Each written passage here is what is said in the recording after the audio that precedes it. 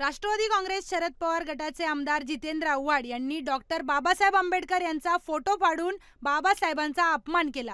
या प्रकरणी आज छत्रपती संभाजीनगर येथील क्रांती चौक संकुलात भाजपा नेते, कार्यकर्ते व महिला मोर्चाच्या कार्यकर्त्यांनी जितेंद्र आव्हाड यांना अटक करण्याची मागणी केली आहे। जितेंद्र आव्हाड मुर्दाबादच्या जोरदार घोषणा देत महिलांनी जितेंद्र आव्हाड यांच्या फोटोवर चप्पलांचा वर्षाव केलाय।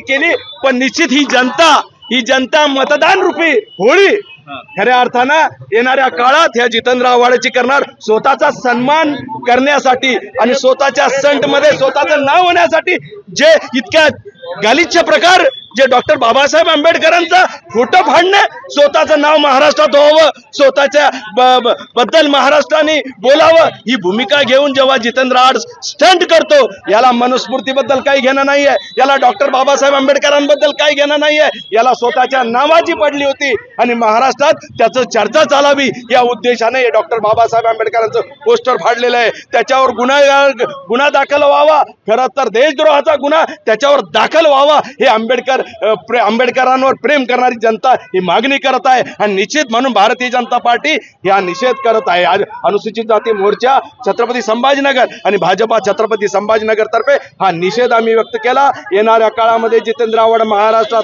जिथे जिथे फिरेल तिथे तिथे आंबेडकरवर प्रेम करणारी जनता त्याच्या तोंडाला कळ लावून त्याचे कपडे फाडल्याशिवाय राहणार नाही।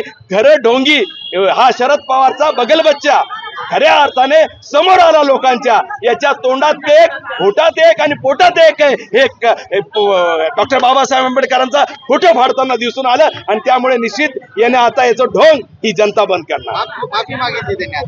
हे बघा, हा ढोंगी माणूस आहे, हा परत माफी मागेल आणि परत 10 चुका करेल, परंतु महाराष्ट्रात 2 पागल आहे, एक जितेंद्र आव्हाड आणि दुसरा रुग्ण आहे संजय राऊत, आणि त्यामुळे हे 2च शिल्लक राहिले, ज्यांच्या हीन पातळीवर जाऊन जे राजकारण करता या महाराष्ट्रामध्ये, आणि त्यामुळे निश्चितच खऱ्या अर्थानं सामाजिक वातावरण जे बिघडलेलं आहे या 2 लोकांमुळे बिघडलेलं आहे। त्यामुळे लवकरच यांची मानसिक तपासणी व्हावी आणि मानसिक रुग्णालयामध्ये यांना अटक व्हावी आणि यांना अटक होऊन मानसिक रुग्णालयामध्ये ऍडमिट करण्यात यावं, ही भावना भारतीय जनता पार्टीच्या कार्यकर्त्याची आणि जनतेची झालेली आहे आणि त्यामुळे निश्चित आहे आम्ही माफ करणार नाही। ही तो सुरुवात झाली, जितेंद्र आव्हाड आता पूर्णपणे उघडा पडलेला आहे। Bureau report, Sudarshan Marathi, Chhatrapati Sambhajinagar.